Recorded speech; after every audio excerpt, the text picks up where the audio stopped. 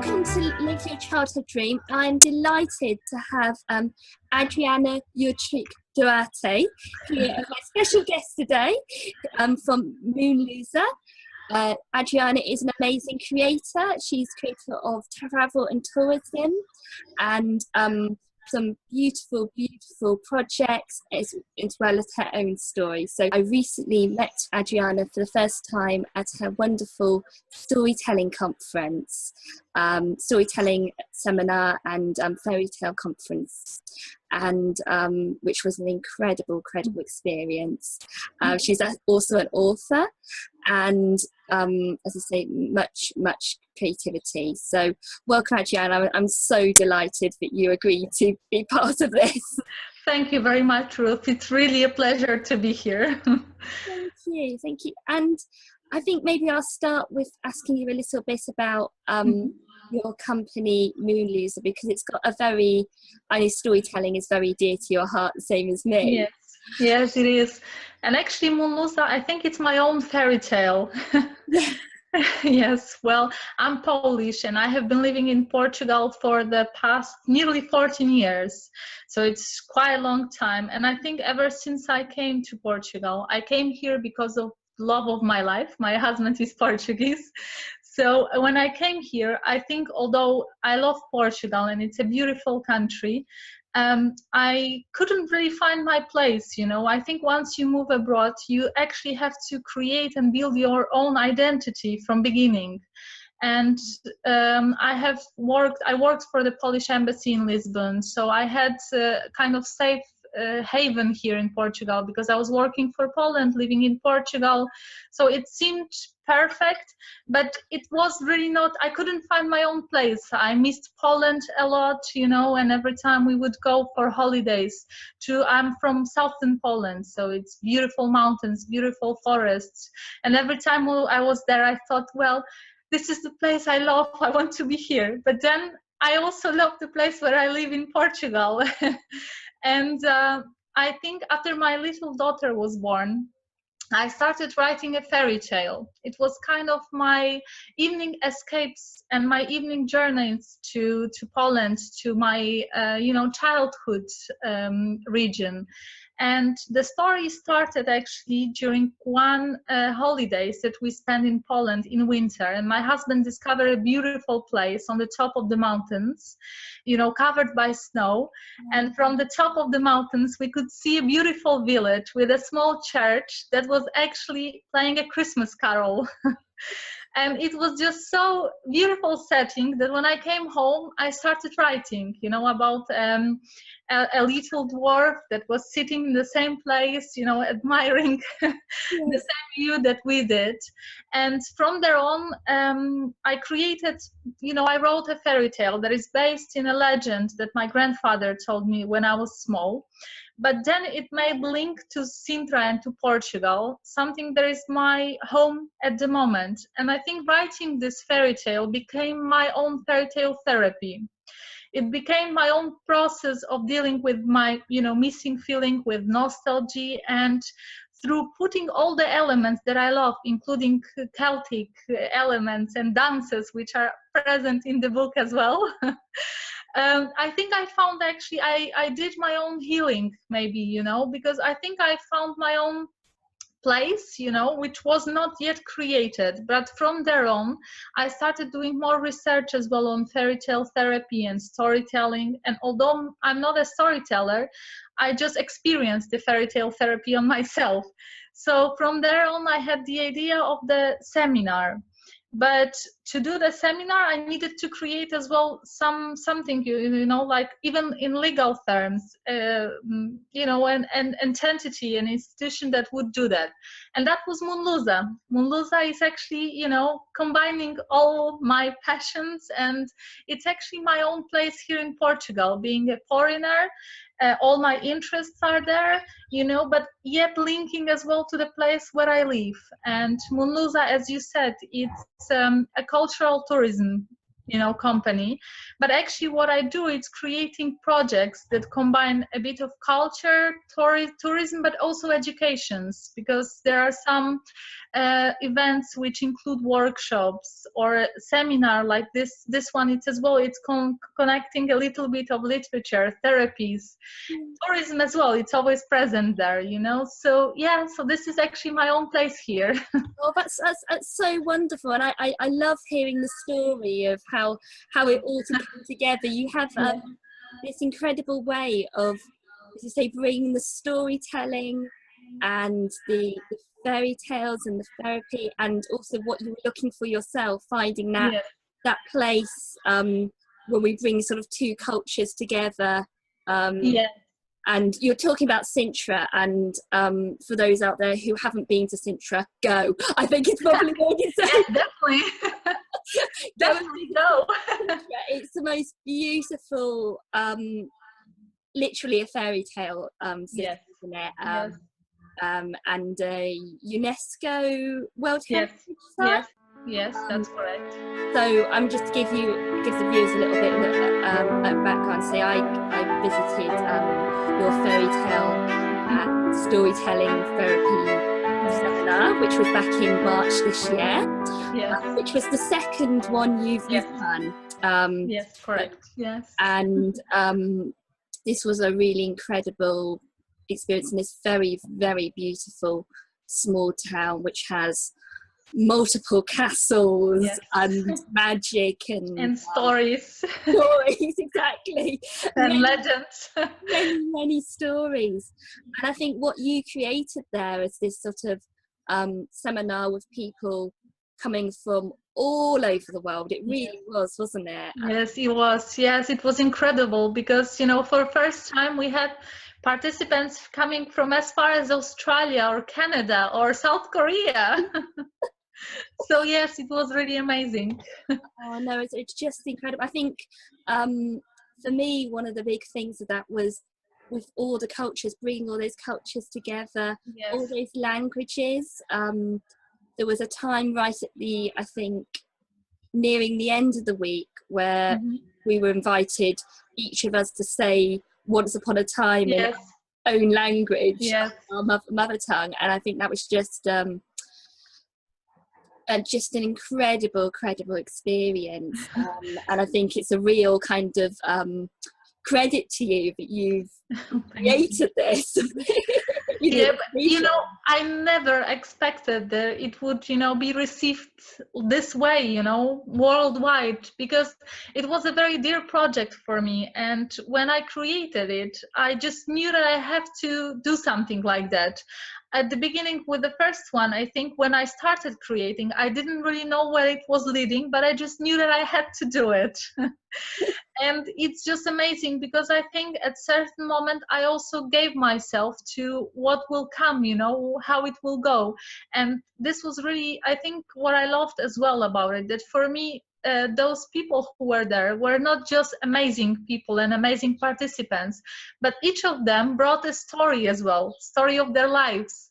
Some people even shared those stories with us, or stories or legends that were told to them, in their childhood from different regions. And I think this meeting of cultures, this intercultural meeting, it's precisely something that I love, because I think that's the place where I find myself here. I don't belong to Portugal, but I don't belong to Poland anymore, So I think I find myself precisely in between all these cultures. When they all meet, there is always some, meeting point for all of them.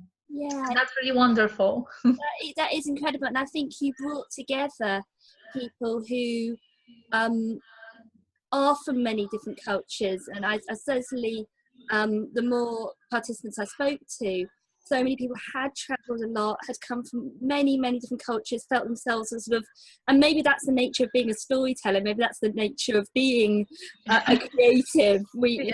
That's sort of on the boundaries of places. I don't know. Maybe, yeah, that's very well put. That sort of magical place where you're always looking for that sort of where do we fit in, so we create something new. Yes, I do. Yeah, I believe so. And I think when I was, when I designed the project, I had no doubt that it had to be in Sintra, because Sintra is as well a very special place. And as I said during my opening speech, is that Sintra is not just a setting. Sintra is participant of the seminar, because Sintra is present there all the time with this amazing view. I had once one participant say that when she looks, outside the window for this beautiful valley of Sintra, she says, I can nearly see some of the characters from some of the tales, And yeah, Sintra, it has a very strong microclimate, so it makes it as well very different from all other parts of Europe.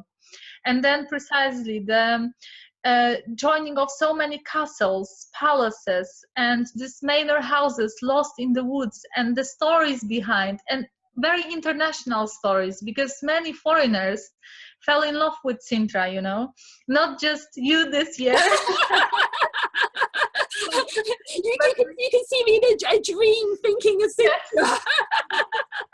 And there is something that I relate to a lot. Hans Christian Andersen visited Portugal in 1866, and he wrote a diary. Like he had a quite big travel literature. Well, he did 29 or 30 visits during his life, so yes, he loved it. And actually, I have a project based on the diary, which is Hans Christian Andersen tour in Portugal, which is discovering Portugal through his eyes, like as kind of he would be our guide. But when he came to Sintra, he spent 2 weeks in Sintra. He said that every foreigner finds in Sintra a bit of his homeland. And that's very true. Whenever I feel homesick or I miss Poland, I just go to Sintra, and somehow you really find, I can find Polish beautiful autumn there. Yes. I can feel the air, of Polish winter. So it's really incredible, and I think he was very right about it. I think he, yeah, absolutely, very, very, very wise, and yes, no, definitely. And I love the fact that you also do a tour using his diaries. Yes. Beautiful thing. I feel like we may be interviewing Sintra, the spirit of Sintra, at the same time here. Probably, because I'm completely in love with Sintra, so I think it's hard to hide it. Yeah. Oh no, it's wonderful. It really is. Oh gosh. So I mean, you were talking a little bit about your ideas from childhood, and how this is sort of you sort of influenced your creativity now as an adult. What I talk about within Live Your Childhood Dream is all about our sort of inner child who has always had our gifts and our creativity. Yes. Almost like tugging at our sleeves and saying, come on play, come on, make something. And I just wanted to hear a little bit more about what you loved to do as a child, and what was your loves, really? Well, I grew up in a beautiful village in Poland, so I was always surrounded by nature. I had forests and mountains, and and I really loved it. And I think I really, when I was small, I remember sometimes in the evenings imagining myself in the forest at night. Somehow I was imagining myself in a kind of a protecting bubble, because I was a bit scared of spiders and some animals, So I was imagining myself there in the middle of the night, but protected really. So, nothing would bite me or attack me. And that I could actually see what's going on in the forest at night. Meaning I had this image, this fairy tale image of all the animals, coming out, they don't need to hide anymore, because, there are no humans, so they can just feel and walk freely through the forest. And this was so magical for me. I love forests, I think I can just recharge my energies completely when I'm in the forest. I just love it, and I love just walking in a forest, and I just love the smell. And there in Poland we have a lot of pisias, you know, like this kind of Christmas tree.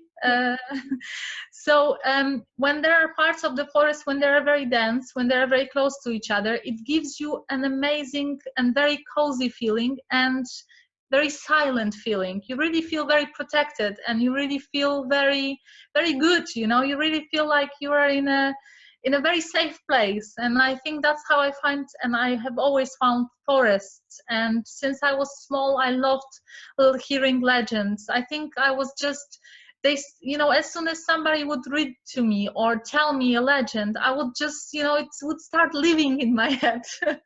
So yeah, so I think all this probably, I think when you are between 30 and 40, it's a perfect age when you start realizing what you really want. And I think you start following your dreams, and you are starting to realize that it's now or never. Not exactly, I think, but it's a good time to start something, or to, you know, to go for something. And I think, yeah, there are many things that were gathered there, because before I had a very, you know, office work, everything was just so very, very, you know, kind of following the protocol, dress codes, and many of these things. I love the job, you know, I really learned a lot with it. But at the same time, I think I missed this creative part. And now I think it just started exploding. Absolutely. Oh no, that's beautiful. And I love how, again, it's this connection. I mean, the forest, I also identify with the forest. Forests are just an incredible, safe, Yes. Safe, magical place. And in fact, one of the things I had, and you answered my question, I was through the park today, and I was told, okay, one of the questions I'm to ask Adriana is, what is your favourite tree? Oh, my favorite tree, yes. Well, actually, I love trees in general, you know, I just love trees. But yes, there is something special about the Christmas tree, so-called. It's the pisia, you know. Yes. Smell of it. But actually, I just love trees. Well, there is one tree that I don't like. Oh! now that is revealing. Well, actually, I'm not that fond of a palm tree. Oh, okay. Yes, because I love trees that change, you know, during the year. Okay, the Christmas tree may not change precisely, but it also loses the needles, and there in Poland it's covered with snow. And palm tree, for me, it's just, I don't know, it's a bit soulless for me. I don't know, you know, it's just that. I know it's a random question, but I was like, okay, well, I will ask you the question. But I think it shows the nature of change, doesn't it? The nature of these sort of cycles. And I know that, you know, you have you're very interested in the sort of the Celtic stories and the Celtic sort of spirituality, that sort of thing. Yes. So, and dance. And dance, exactly. Yes, we haven't spoken about dance yet. So I understand that how Moonluza began was you love Scottish dancing, and you decided to do a Scottish dance conference, which I think is just an incredible way to start a business. So tell me a little bit more about this. Yes, well, actually, the first event I organized was precisely a Scottish country dancing workshop in Portugal. Well, when I was in Poland, I always loved everything that was, you know, connected to Celtic culture. And when I was at the university, I found a group of a Polish-Irish society, like a friendship society, and they had Irish dancing. And I started Irish dancing during the university, and I absolutely loved it. Then when I did my Erasmus in Belgium, I also joined a group so I could continue. But when I moved to Portugal, by that time, there was no Irish dancing group yet.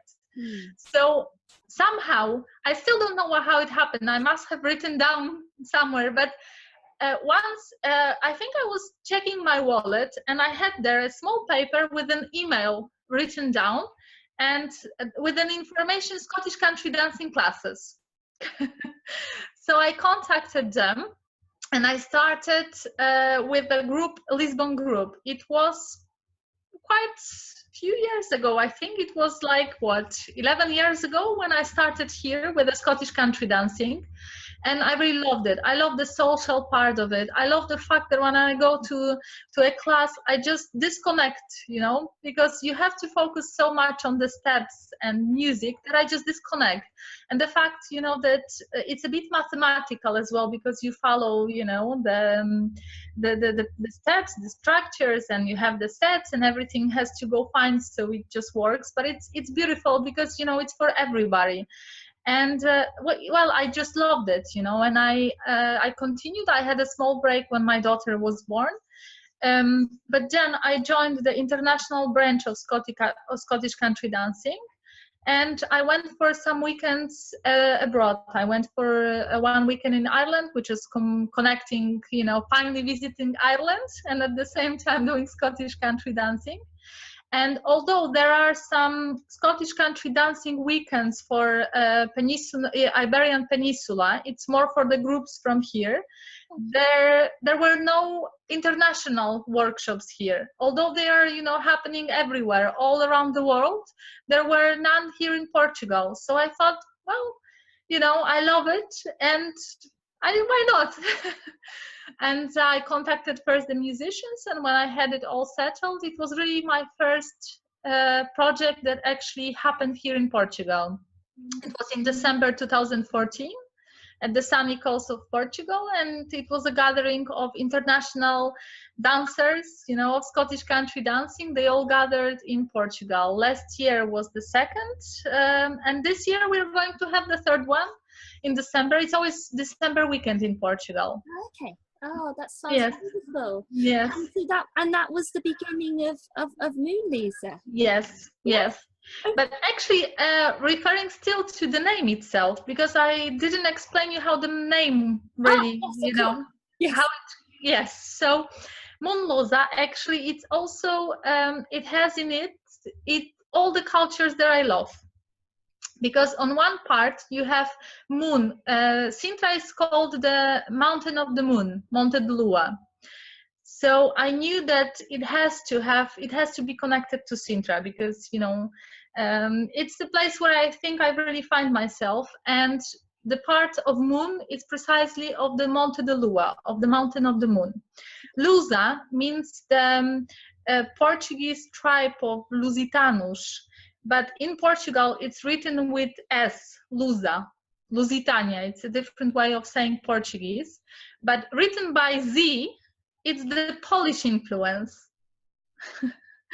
So, you know, all these elements create Moonluza, and the logotype has this kind of Arabic Celtic moon in it, which is as well very reflecting Sintra and its character.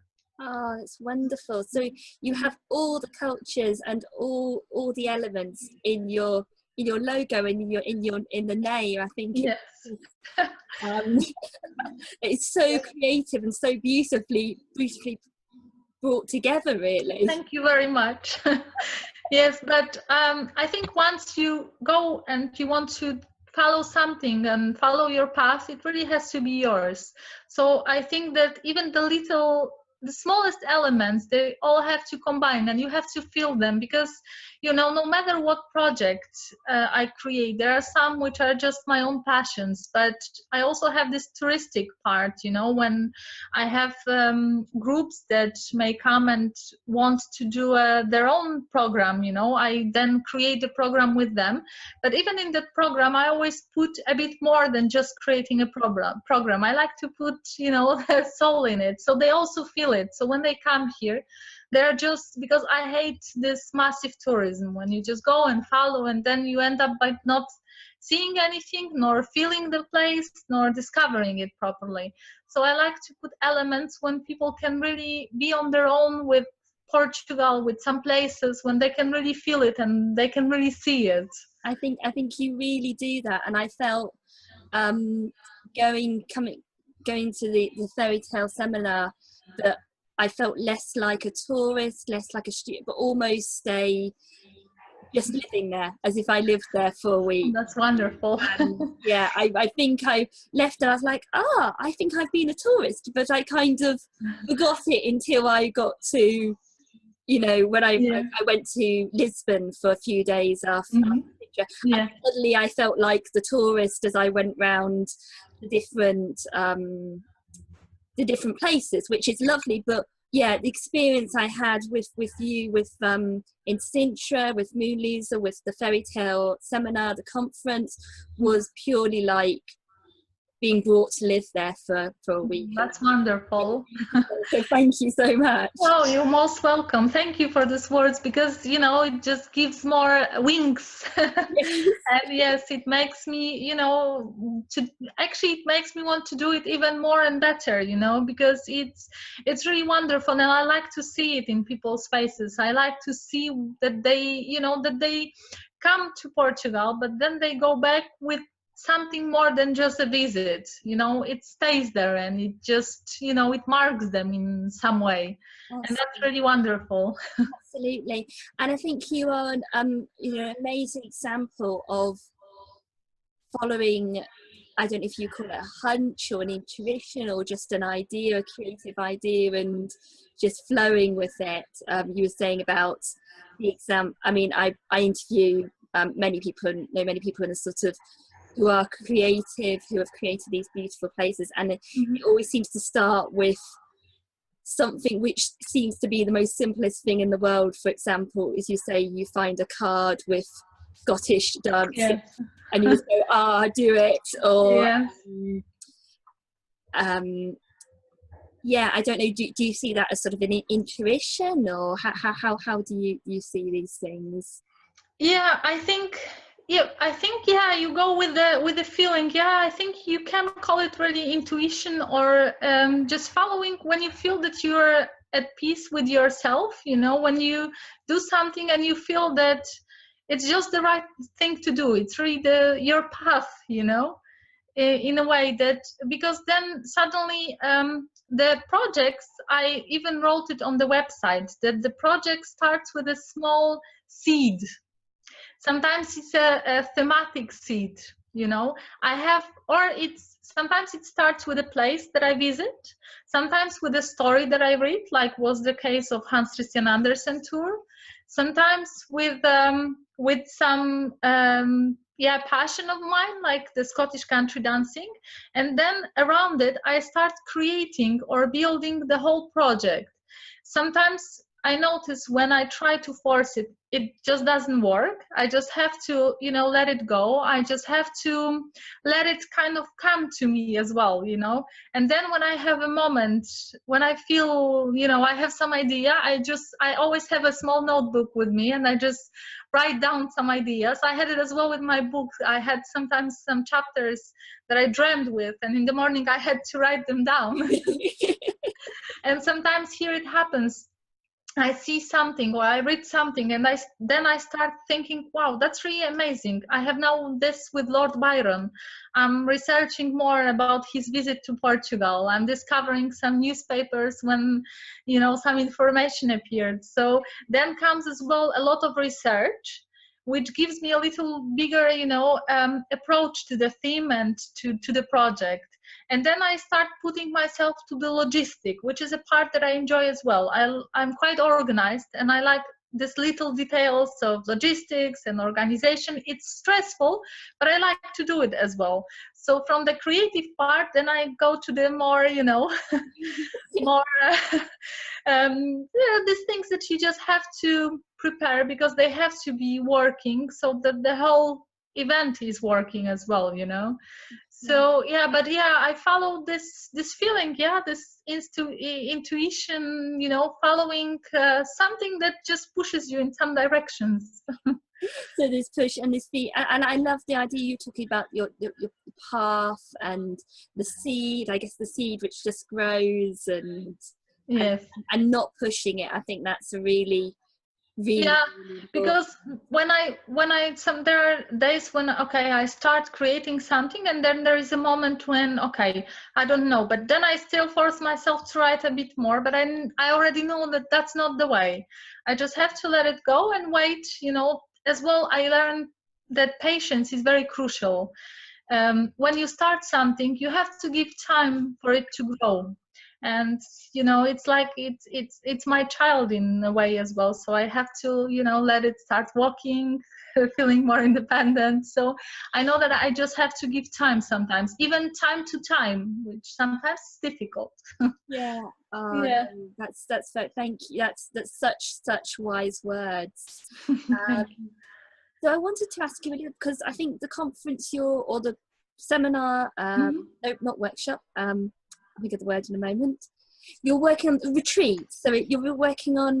I know you're working on a yoga retreat. Is Yes. that right at the moment? So Yes. perhaps you could tell me a little bit about that. Yes, well, since I started Moonluza, curiously, actually, I started also yoga classes. I started doing yoga, Before I never had time because I had work from, 9 till 6, then I had a small child, so I never had properly time to do that. But I wanted already for quite many years. So since I work, I organize and I manage my own time. So I decided that now I will really give this time to me as well. So in the morning, I practice yoga. I practice both Hatha yoga and Ashtanga yoga, which I absolutely love. I just really got myself a lot in Ashtanga yoga. And then because I really like it, but I'm not obsessed with it, because sometimes there are many retreats when there are just people from the yoga world and they meet and they just want to go deeper, which is fantastic as well, but it's really for many people who already have some experience. This retreat, we designed it with a very good friend of mine. She's a yoga teacher, and she actually put me the yoga bag. she took me for some classes in a park, and it just got there. I knew I wanted to continue. So we wanted to do a retreat together, where I will be doing more the part of the pulling it together and organizing, and she's the one who is teaching. And this year, for the first time, we're introducing storytelling evenings. For our yoga retreat. Yes, we are going to have one next month in June. It's usually a weekend retreat. We always look for a place that would not be a typical place of retreats, but also somebody else's dream. So we found a beautiful, like this kind of local tourism in a beautiful region of Portugal, which is Alentejo, which is surrounded by fields and olive trees and goats and sheep, and it's just beautiful place just to recharge the energy. And the retreat is really for everyone, no matter whether you practiced before, you didn't, you know what's yoga, you don't know, because we combine yoga with some meditation as well, with walks, with storytelling evenings. So it's kind of retreat that we design with our own interests as well. Yeah, and we had the first one happened last year in November, and it was precisely the weekend when autumn changed to winter. Oh. So it was like kind of, you can't plan it better, but it just happened, that when we arrived with nice weather. It was still quite warm.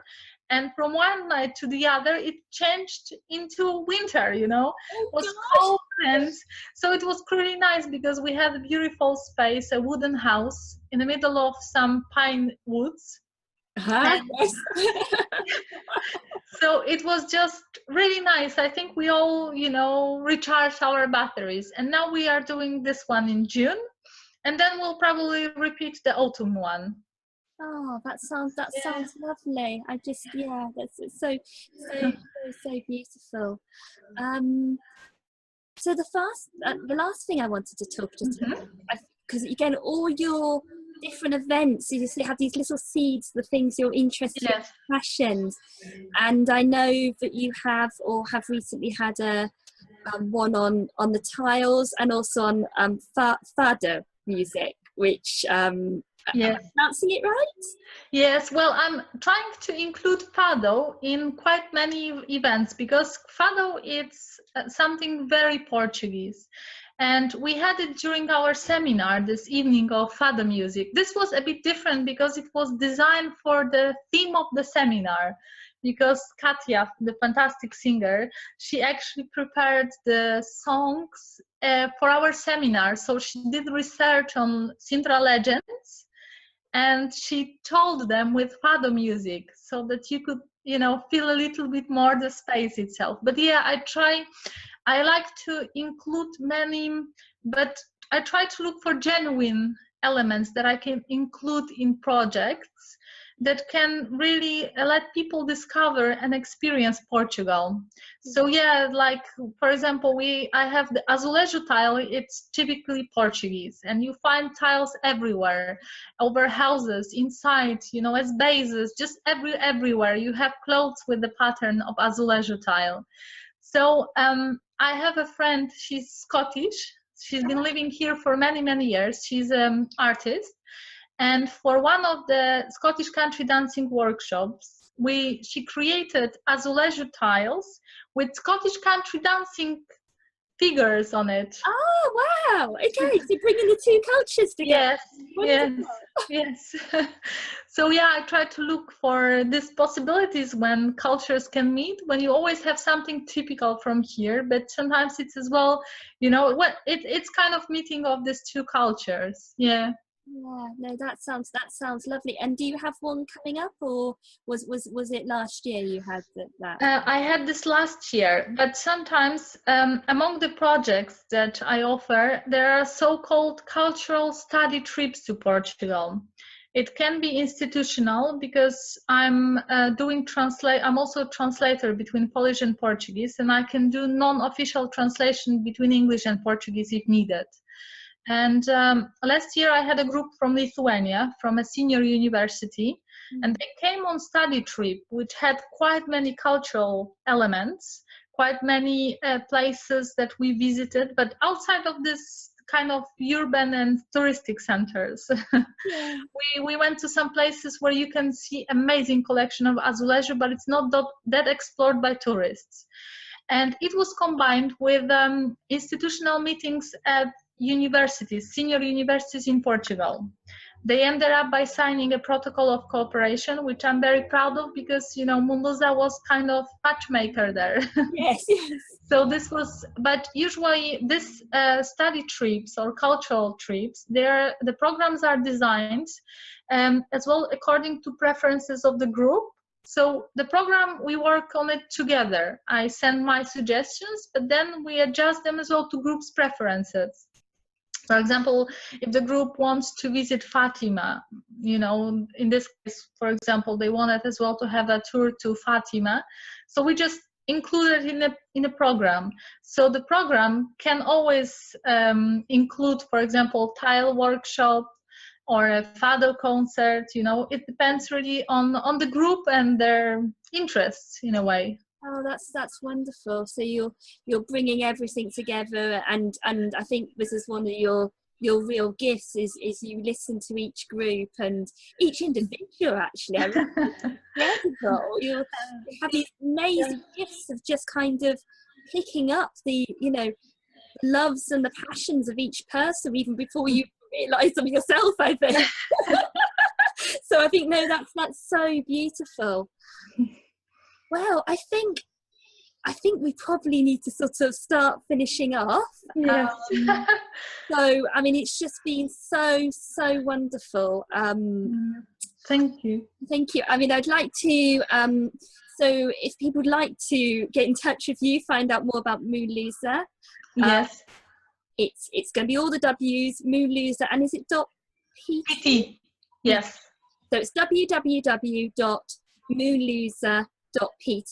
Moonluza with Z. With a Z, yes. A Z for the Americans, a Z for the UK. Yes. And then there is the option of choosing English language.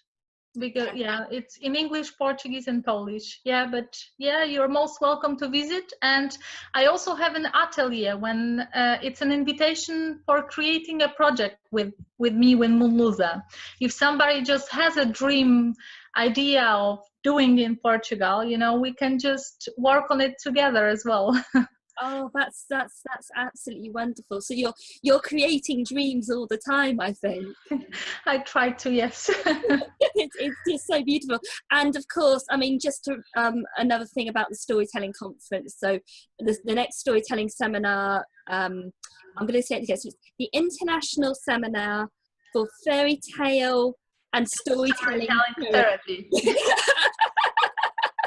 Yes. Mouthful, but okay. Yeah. And that's going to be in April next year? Yes, from 4 till 8th of April. Yeah. And of course in Sintra. Absolutely. So, I mean, Adriana, thank you so much for being on the programme today. Thank you very much, Ruth. It was great pleasure. Thank you. And it's just so fun, and I look forward to seeing all the other things you create and visiting Sintra and coming and see you again very, very soon. It will be great to see you again. Oh, thank you very much. Thank you very much, Ruth. Bye.